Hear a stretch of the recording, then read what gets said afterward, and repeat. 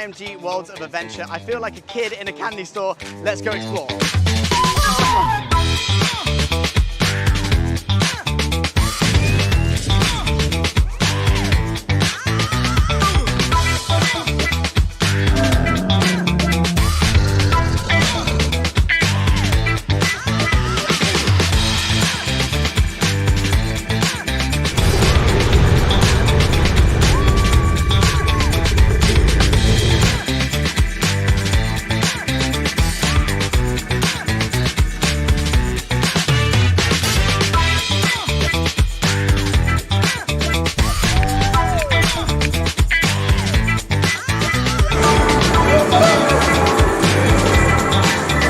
If you want to come and check out this absolutely magical place, then go to platinumlist.net right now.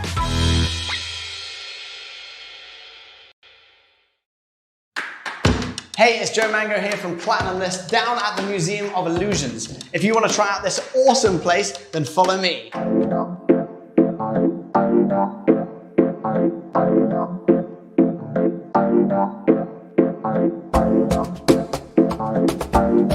Oh.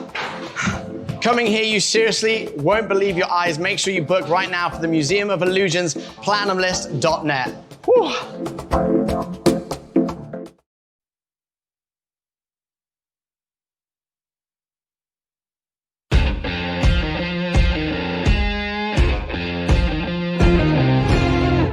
Hi, I'm Lily. And I'm Dan. And we are The Load In. Good afternoon, Lily. Good afternoon. How's it going? Dan. It feels like I've not seen you for ages. Even though it was only yesterday. It was indeed the other day. We've done pretty well. We have. But today in the studio, we've got someone that is probably one of the hardest men to track down these days. welcome, Khalid. How are you? Welcome. Thank you so much for joining us. We've been talking about getting you on the podcast for a long time. So yes, it's good that we've been able to get you into the studio. I've driven your team crazy. Just going, is he available now? Is he available now? But seeing that, you're dealing with so much, especially with the event on the event side, I'm not surprised. But to give a proper introduction, you are the Senior VP of DXB Live at Dubai World Trade Center and the President-elect of the International Live Events Association. How is that all feeling for you?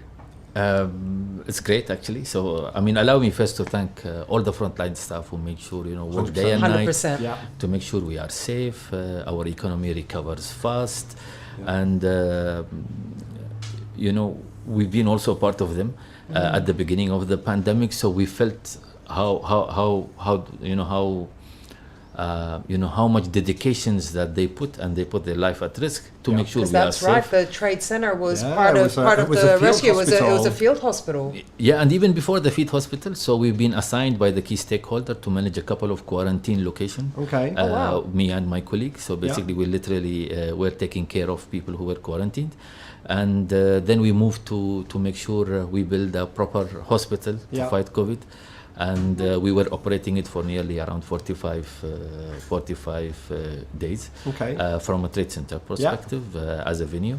And DHA were basically running the field hospitals. Okay. So, but now they've handed over the venue back to us. I was going to say, they've wound down the hospital, so it's not there anymore. Yeah. But that's testament, I guess, to the amazing job that the UAE's been doing in particular in terms of handling the pandemic. Yes, I sort of really want to jump into this, but for our viewers, before we get into this, I'd love them to get to know a little bit more about you first, because we know a lot about you, but some of our viewers don't know your history and your background. So let's start there quickly. Yeah, the first 3 years of my career, I was doing something which is totally different. Haven't we all? Yeah, so basically I'm a mechanical engineer. That's very different from events. Yeah, very different. Yeah, and my first job was, I was in charge of maintaining the passenger loading bridge at Dubai Airport. Yeah, which is something totally different from what I do today. This was back in 2005 when I moved from Dubai Airport to Dubai World Trade Center. God, 2005, you really watched the airport grow then. You were there at the beginning. Yeah, between 2002 and 2005 I was on the airport. Yeah. Wow. And I started my career with a passenger loading bridge, so I was in charge of these aero bridges, and then I moved to baggage handling system, which is definitely something totally different than what. But hang on a minute. So that always like it mesmerizes me every time, because it's like, how do you know where the bags end up? Like, I mean, like there's a whole like city and a whole thing. I always watch. There's a program on one of the UK one, right? No, there's one here. I think it's like Mega Airport, and it's all about Dubai Airport, which is on like one of I think like Netflix or one of the online channels. And it's just incredible how like they have the whole system underneath. Is that not sort of like what events is? Well, multiple things. So many things moving, and somehow it all comes together. See, the pressure level is the same. Yeah. And working 20 hours from a workload 24 hours is the same. However, the systems are a little bit more sophisticated. Yeah. I mean, if you look at the baggage handling system at Dubai Airport, it has Precision. an automatic sortation, which is the state of art, actually. Yeah. I mean, it's something which is Dubai pioneered also on automatic sortation, which allows minimum connectivity time between flights. Well, yeah, because it's so short. So to get your bag from one plane sorted onto another one, or to like when you get to like Terminal 3. Oh well, anywhere else around the world, you got minimum 3 hours if you got a connection. I mean, even then you're running. I was but going to say, in if Dubai, you're flying to Manchester, you're lucky you get your bags. Exactly. So 100%. I'm not like pioneering is very So accurate. we went off a complete airport I tangent. know, but this is anyway, great. This sorry. is great. I mean, your but luggage got connected before you. Exactly. Before I got out. So how do you go from that and end up where you are now? Yeah, so I think when I moved from the airport to Dubai World Trade Center, we were part of engineering departments because of my technical background, and it evolved. So we started as a unit within engineering departments, then we started to provide full-fledged technical services, and then we evolved to become an event services, let's say, service provider to provide turnkey solutions for events from a technical point of view, and then we moved into live events and brand experience. So today it's a full-fledged and we've done a rebranding. So we started technical service, then when we were operating under technical service, we were still we didn't have our own identity. So it started when we moved from technical to become a turnkey solution on event services. I think when I first interacted with the Trade Centre, it was EventServe originally. Yes, I remember and then that. It became and this DXB is Live. when EventServe was originated, actually. And then 4 years later, we have again evolved again to become full-fledged live events and brand experience division. Amazing. And But DXB Live, you were the driving force behind that. You were part of the core team that sort of helped the evolution of that. Yeah.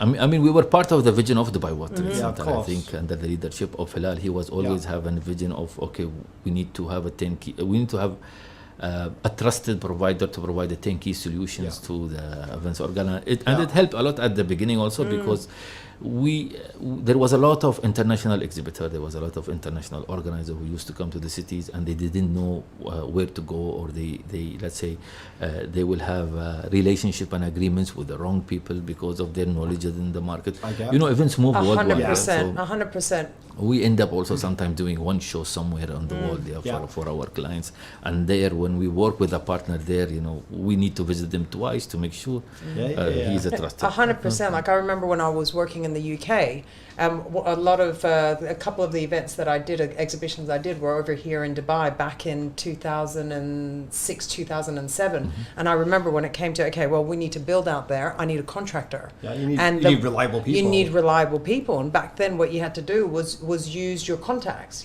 So I would call one person and go, hey, do you know anyone in Dubai? Who goes, no, I don't, but let me call someone who does. And then so on and so forth. And that's how you got your suppliers. And it was fingers crossed that everything would work. And then you rock up out here and it's a whole different world of how things were done. So I think DXB Live coming to fruition has been a very, very good idea and a great vision. But great for the Trade Center. Yeah, of course. I mean, you guys have done amazing things. Yeah, I mean, besides the DXB, we have the catering part of it. Everything. We have a venue, so we provide that 360 turnkey solutions on the world of events, and plus we have the property portfolio, and we have the hotels and the residential hotels that we have, and residential apartments. Well, this all sort of leads into my next question, which is, you're a man who juggles quite a few hats. So on top of being part of DXB Live and the World Trade Center, you're also the president-elect of ILEA. So all the roles that you've got, all the hats that you're wearing are all sort of leadership-focused event roles. And you've walked into the eye of a massive pandemic where our industry just got literally gone overnight. how has that looked for DXB Live? Like, what was the experience? What happened when March was hitting? Talk us through it. See, at the beginning of the pandemic, we were too busy building the hospital, managing quarantine, and I think 2 months down the line, we started looking at, okay, what do we do now with events? As an individual, I am very passionate about the industry that I am in. So making sure that the industry that I am in, which is events and live events, is sustainable. Yeah. So, no one expected that this pandemic will happen. Yeah, I mean, no one. No way. And definitely wasn't on my list. That's for sure. Yeah, even the worst recession won't have impacted as the same as this. 100%. Yeah. So it put a lot of questions also to a lot of people, especially people at the beginning of their career. Is this industry sustainable? Yeah. Is this something that I should do for another 10 years? I mean, these all questions were coming to a lot of people who are, let's say, young into the industry, and people who are used to do events as a job, or a business owner who has business as one of the business activities within his portfolio. So the first thing I think, or the only portfolio, he closed down. But as an individual being passionate, I think we worked very hard. First, we tried to through ILEA. And we will talk later on, why it's ILEA. Through ILEA, we try to create a community and board everyone together, and understand the pain points of a lot of people, wherever we could support to resolve problems, or to give even an emotional support in a form of talking. Okay, things will get better for sure. And they will get better. The reality is that but it's going to take time, it. but eventually things will get better, and we will resolve to some sort of normal. And today there are two things. One, the first very important thing is what we will do if this happens again after 5 years, let's say, or 6 years. 6 years from God, inshallah, it doesn't. So the interesting about pandemics, I didn't realise, but they actually do happen quite regularly. Right? Like I think in 2009, the swine flu, I never even knew. You didn't know about swine flu? I knew about swine flu, but I didn't realise that it was a thing. 100%. But so this one has obviously impacts us all. But we need to plan for the future. Swine flu, SARS, all of it. Like we've lived through interesting times, haven't we? But like you were saying, we need to plan for the future. Yeah. So after 10 years, for example, if the pandemic hits again, what will happen? And how we can be pandemic proof in terms of an industry. So this is one side. The second thing, if the pandemic gets longer, what we should do. So these are the two key questions that today we focus a lot on trying to answer. Whether we have, within ILEA we've created a crisis committee. So that committee is working day and night to make sure we overcome this difficult time. And maybe we will create another committee to look at sustainability and how sustainable is our industry, and we need to make it sustainable. From all aspects, actually, not only from a pandemic aspect, from a technology, from our clients' perspectives. What do they need we can start with any people who has a common interest. To make sure that we gather those people on the right venue, and through giving them the right message and the right product. Anything live is we. So we are anything live. And I keep telling the people, from a florist who does a flower in a wedding to an organizer of a trade show. It's all one industry. It's all live events. Now target audience is different, the clients is different. Working in a venue also, we've seen the correlation. We've seen the florist who works on a wedding, and then next day he puts a flower in an exhibition stand. Exactly. We've seen a carpentry workshop who does lays the red carpet, and then does the carpeting for a wedding, and then does the show carpet for an exhibition. All of it. I can't remember the exact number, but I read somewhere about the value that the trade centre in particular contributes to the ecosystem of the events industry, and all the subsequent kind of suppliers along the food chain. And it is everything from security through to staffing, through to hotel, hospitality, entertainment. It's vast. The contribution. And so going back to so one of our key subjects was also when we met, they said we need to understand what is the value of our industry. Exactly. Is it 6 billion? Is it because? And that's hard because that data's not really existed fully. Yes, and it is, let's say, not been presented properly. Exactly. Agree. the workshop, people who are on a technical and a carpentry and a journey, they are one side, the events management are on the other side, the live events, people who do live events and concert promoters is on the, so no one have joined them. So we work hard now on ideas, trying to joining them. As I said, without understanding how big is the industry, what impact it has to the economy, it's very difficult to move forward. So there was a lot of, through the research that we have conducted with the team in ILEA, I think the closest was in 2016, and someone wrote an article that was the closest to reality. And a lot's changed since then. I mean, Dubai has grown. And even see, there is a lot of there is a lot of work that needs to be done. Even educating the people on from a let's say a commercial point of view. What I mean is that people, there is no harm to disclose financial figures. And when we tried to gather the impact of and how much people have lost during this pandemic, people were reluctant to put a figure, even if it was an anonymous survey. So we told you, okay, you don't put your name also. It's fine. Just say you are a company A on category B. Don't put your name, and we'll make sure this is a confidential information. How many people? So people were reluctant. They are not used to let's say associate with a specific association. I think now. It also, I think, depends on the experience they've had with associations in the past. So, once bitten, twice shy, or or whatever the reason is, or maybe people have things to hide. But when it comes to money, people are always. But a lot of the time, like especially when I found with working, in ILEA and supporting associations, like everyone kind of silos themselves. And we kind of, fall within our own little, little groups, and we don't really come together. But I know that's obviously changing. I think it's got a lot to also do with the leadership. Like it's really refreshing to hear that the first thing that you're presenting with is that you're passionate about the industry and about making sure it's sustainable. Like it's one of the questions that I've got later on.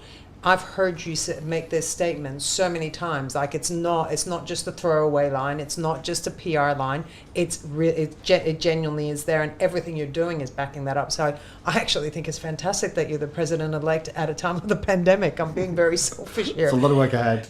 But like it takes someone like that. In the face of someone like that, it's got to be someone that thinks outside as opposed to inwards about how's it going to benefit me? How do I look after me? Your first sentence has constantly been, how do we look after everyone else? How do we make sure we're sustainable? So it's great to have you.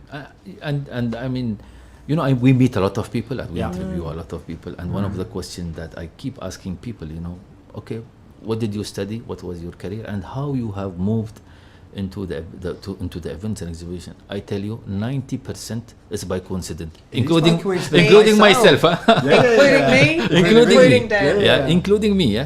No one has, and it's a problem that we need to fix, because industries, if they are not sustainable, they will not let's say they won't exist in the future. I mean, maybe after 50 or 60 years people will not do events if it's not sustainable. If someone, as soon as he finishes high school, he said, I want to be an event planner, I want to be an events manager, I want to be a designer, I want to be a producer, for example, it will be a problem. I mean, and attracting youth, I tell you, 90 to 95% whom I meet, they will tell me by coincidence. Well, I think a lot of that, well, especially from my own experience, it was never seen as a real valid career choice. It was often seen as like a hobby or something which was nice. When I told my parents I was running away with the circus, they were like, oh my God, I wanted you to be a lawyer or a doctor or a policeman. I majored in criminology and politics. And now you're in events. Now I'm in events. My parents are like, what happened?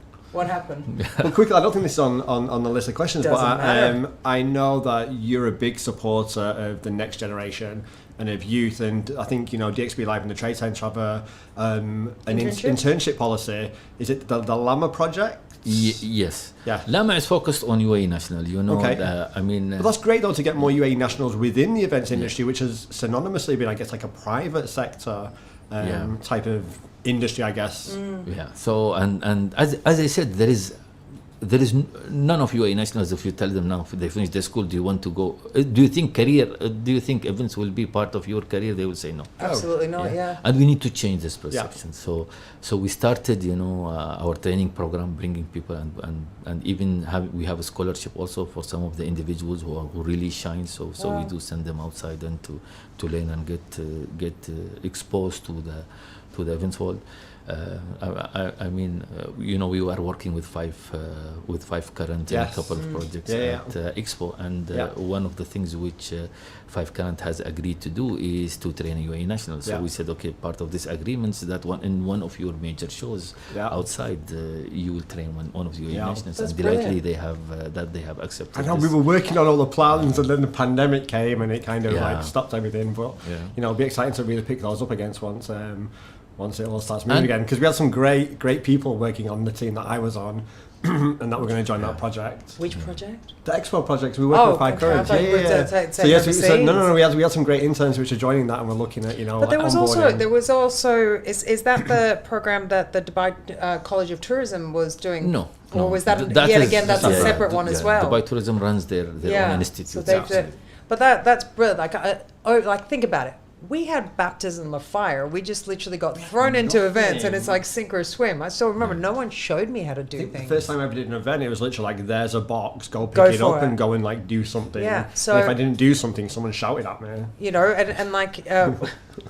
Literally what I was like, I'm just going back in just history and memories of going. I mean, how it was many a times long time when you started events. Speak for yourself, my friend. See, you speak on me all the time. But I'm just thinking. I'm like, yep, I can remember the number of times I've had some producers, some veteran screaming at me, telling me to hurry up or go grab that. Exactly. So when you never say had the training, it wasn't like a curriculum that you were given. It was a baptism of fire. But it's great now that there's initiatives in place. It's fantastic. That can educate and can embrace the next generation of people, which are going to lead our industry. But listen, I'm gonna while we're on this topic, let's talk about. How much of it do you think you can learn in a classroom, and how much of it is still on site? There's stuff that you won't know until you go on site. See, I mean, if you look at the program that EMDI, for example, has initiated, I think it's an excellent program. So I teach there. So they used to mix between academic and between the real, and I think there are a lot of universities also outside which they let's say. It's part of their education. I mean, events is part of their educational program. But just going back to this is not only. This is not only the regional problem. So there is a lot of part of the world. Events has 100%. The same. Has 100%. The same. Even in the UK. Agreed. Where I'm from, in Australia, all of it. Events was never seen as a viable career option. It was always something you did if you didn't become a lawyer, a policeman, a fireman. Like a serious job. And I remember that one day when I sat with my mum and said, I'm going to run away with the circus, and she literally cried. She was like, I had so many expectations for you, and then you've disappointed me to be a fire breather. But that is the one line that no parent wants to hear. Do you know what I mean? There's a whole bunch of other things you can say. I'm going to run away. She was. I never went to university. She was so disappointed, and now it's like only finally she's like, oh my god, I really see what you do. You work on amazing things, and we make nations proud. We contribute to the economy. We do great things. I still don't think my mom knows what I do. I still don't think she can explain it. I don't know what you do. No, joking. No one knows what I do. It's an enigma. But we digress. Always. I'm going to move on to a question that we've had so many people ask us, and I think you're one of the best people to answer, and that's with DTCM and with the Trade Center and the guidelines that are coming out. We 15th of September was the date that events are relaunched. There's so many different guidelines out there, or there's a set of guidelines out there, but people are still getting it wrong. I just wanted to sort of go through some of the top line ones. You're dealing with it now. You're trying to get events going. What are the key parameters that have to be adhered to get things moving, to give that confidence in? See, I think the guidelines was clear. Even we as an association, we have received copy of the draft guideline for our comments on the guidelines, and I think the team has responded very well to the guidelines. It's the only problem I think you have is today how people, how people have perceived the guidelines. So some people might say, okay, no, I can get away with this part, or I can get away with that part. Now, having done shows in our venue, I think it's strictly been monitored by the key stakeholders. 100%. Yeah. So they've checked it. They checked the floor plan. They visited the site before to make sure that the guidelines are met. Now, events and non-events also. I mean, I think we've been hearing recently there is a lot of restaurants being closed, which we didn't hear at the beginning, maybe. Yeah. So the monitoring exercise now will become tougher. Has gone up. Yeah. Tougher. Well, of course, it has to. Yeah.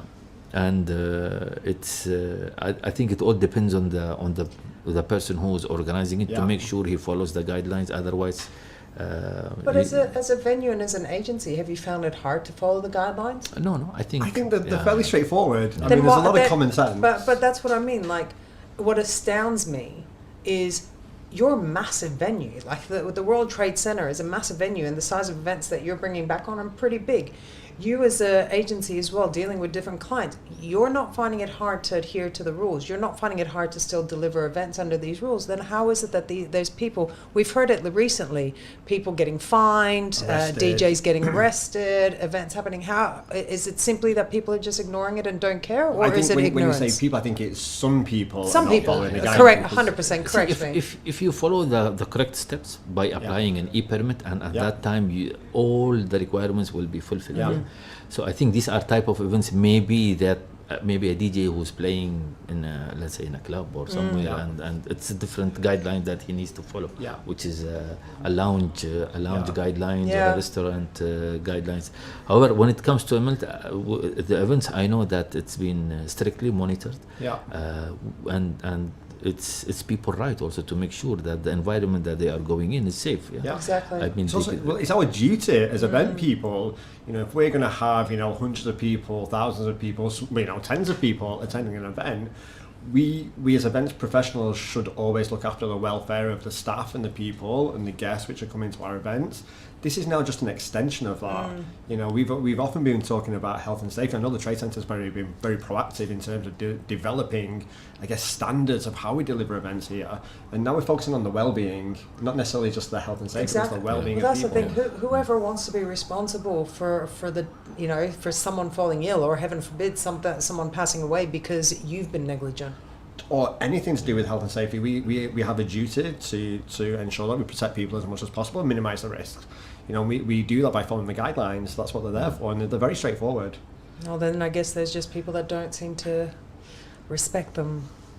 Yeah, I think will be the nicest way of or they putting need it. to be vocal about it also. Yeah. If I read a document and now it's like more like a standard operating procedure document during this pandemic. If I have a doubt in a point, and they need to be just loud about it. And I think. We are a trade center. Department of Tourism is responsible for this part. It's not trade center, but I know they've been very approachable, dealing Well, with it's a phone call. They're a phone call away. They've been very active, haven't they? If ever you guys have a question, like you said, you're not the tourism body, but you're right next door. It affects you. If ever any of your team have a question, it's a simple pick up the phone or an email, and same for you. Because we're working on a few projects where we can proactively, hopefully, get the industry moving again, and support locally based performers. Because I think for us, they've been impacted so much. And DT team have been great. We pick up the phone, we have conversation with them. There's dialogue. The reality is, they want documentation, they want proof, they want evidence, and they want to see that you're doing the due diligence and planning properly. And I think as long as we all do that, then there's no reason why we can't get events up and running and moving again. We've just got to prove it to people that we're responsible, that we can do this properly. But they've also been adapting, haven't they? So like if I've seen like that, a set of guidelines will come out, and then something in there doesn't quite make sense, and then members of the industry have sort of gotten in touch. I remember speaking to you about the covering and sort of the musicians. For the musicians, it was like, I get it, it came out, and then there was conversations that were had, and it was reissued. It's constantly adapting. But I guess the guidelines are constantly evolving because the situation's constantly evolving. And at some point, as we can see around the world, we want to get to a position where we go back to normal. That's the end goal. So you'll see restrictions, I guess, will be released reduced, or they might have to be increased, or I think it's a dialogue, and we get the notifications from the government, and we do what we need to do. Well, that's one of the questions I have. When we return back to normal, the question I've got is, do you feel, and this is more of an opinion, not a fact or any and won't be held, but do you think the event industry and the way we operate is going to change forever, or do you feel that this is for the time being, or has this actually brought up some really good opportunities for us to be better? I think it will go back, but it will take a long time, for sure. That social distancing, hygiene level, and all those type of things, I think it will take, some of these measures are not a bad thing. Like, I personally like a little bit of distance, and I'm quite glad that people are now washing their hands like they should have been doing anyway. Yeah, exactly. Yeah, so, but it will take time for the event world to go back to where it was before the pandemic. I think a lot of that's down to confidence. Making sure we can get consumers to come back to trade shows or to events, and that's, I guess, a much bigger picture, because then you're talking airlines, you're talking travel, you're talking immigration. Like, it's huge. But it's also, we were talking earlier, you were talking about how, yes, we're open to have exhibitions, and, we know that consumers want to come, but then the math has to work for the exhibitors. That's where it's a little bit more difficult, because they still have to have the same spend. Are they still getting the same ROI? Or, as you said, do they actually have the spend after being hit and having to survive the last couple of months? Can they actually exhibit even if they wanted to? So that's a real consideration at the moment, isn't it? Yeah, true. I think different industry. If you think about it, if there is any medical gathering today, will people come on it? And then you will have half of the people will say 100% it will be packed, and then the other half no, because they know the industry, and they might feel it's unsafe. Exactly. So.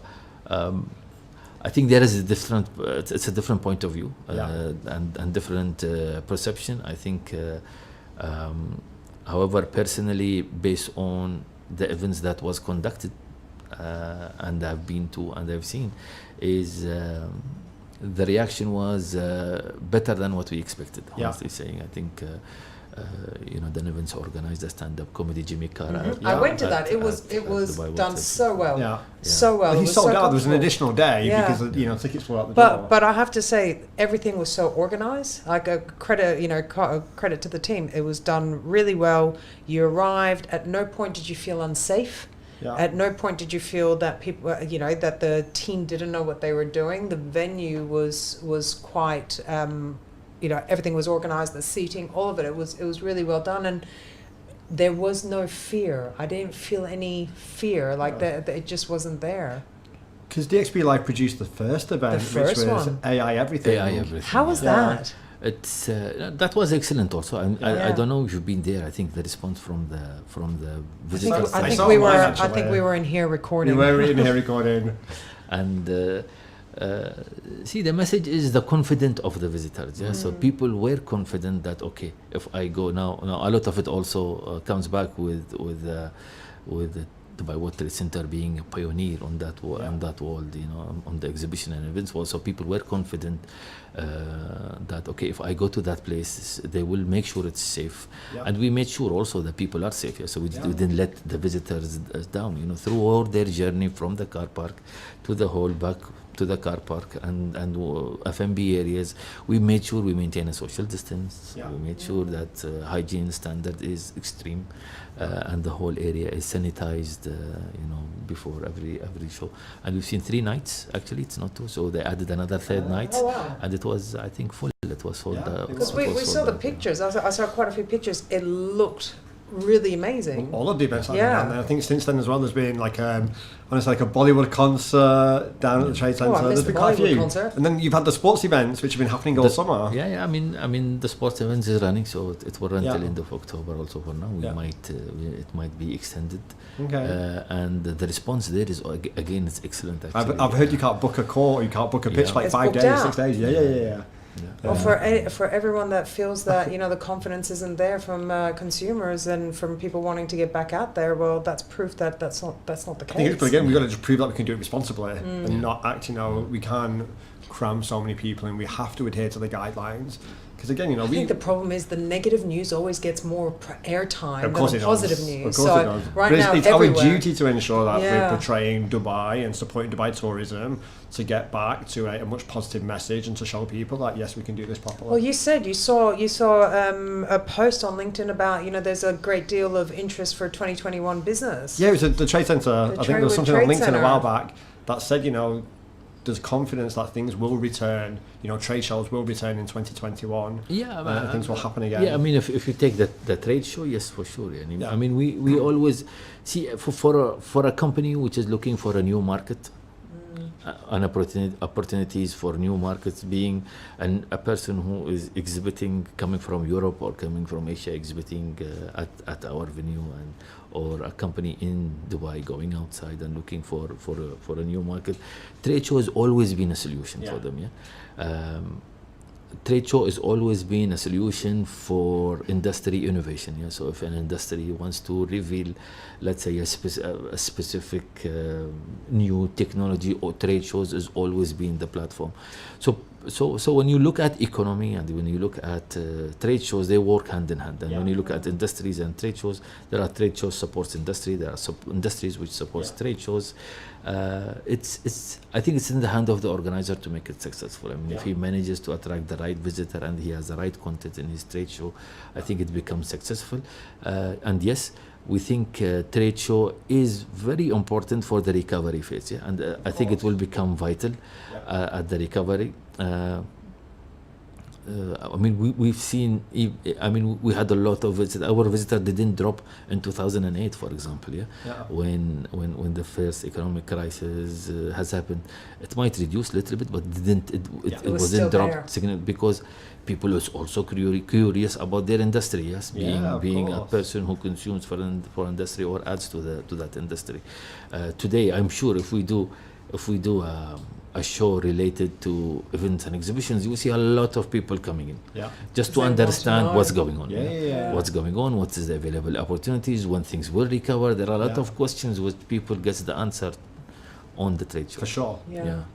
Because I think going back to what you mentioned about innovation, it's a great platform for that innovation. And I think that's what could be quite key, I guess, for 2021 onwards, that as we go through recovery across multiple industries, it's a great chance to innovate and to see different things. And I think I've been on numerous panel discussions where many people have been talking about this now is a great opportunity to embrace technology, to innovate and to look at how we do things, and to go back to your point previously about becoming more sustainable. Well, this leads so nicely into my last That's question for the day. Well done, we're doing well here. It's like we've done this before. I know, right? It's almost like we're professional. Not quite yet, one day. As the president-elect for ILEA, I'm sure you've had a lot of time now to think about how you want to step into the role, what vision you have. Like, we've touched on a lot of your thoughts already, but I'd like to just take a moment to finish off with what members can expect, what the industry can expect from your leadership. See, I think it will go into phases. So the first one is unity. So we need to become one. We know we all compete with each other when we pitch against each business other. Is business. Yes. However, when we talk about our industry, we need to have one voice. True story. We can't have. So first, I think we need to unify all our let's say voices, our opinions, in a proper and a very transparent format. I mean, there is nothing to hide. Basically, it's an industry which needs a group of people to have an input to. So, and then sustainability, which I said, when we will feel happy, I mean, even during my presidency or even after the presidency, yes, the associations, ILEA is one platform, but even if my presidency finished, I will still be supporting the industry. And my dream is to find 10-year-old boy, for example, he said, my wish to become an events producer. That would be pretty cool, wouldn't it? So when he comes and he says, okay, after 20 years, I want to be an events producer, then we think that, yes, we have achieved. That's a really amazing vision. I never thought about it that way. For sure. For me, it's to find the next Emirati choreographer, like somebody somebody that could take it to the world stage. Yeah, that's pretty amazing. that's a great note to finish on today. Yeah. I've got the warm and fuzzies. There you go. Thank you so much for your time, Welcome. Khaled. No, thank you so Thank you much, for and good coming luck with in. everything that's going on. Yeah, thank you. And also a big thank you to Saif. I know like Saif's working I really know. hard behind the scenes to hustle everything going on with Ilya. He keeps making Khaled go from It's here just to like there to standing behind the there. camera. Shout out to Saif in the background there. Thank you so much for coming Welcome. in. Cool. Thank you so And much. thank and you good for luck. hosting me. Thank you. Oh, Anytime we'll and- be having you back. We look and- forward to seeing After 10 years, maybe. after 10 years. And we're here to support. Exactly. It's good. Until the next one. Thank you so much. Thank Bye. you.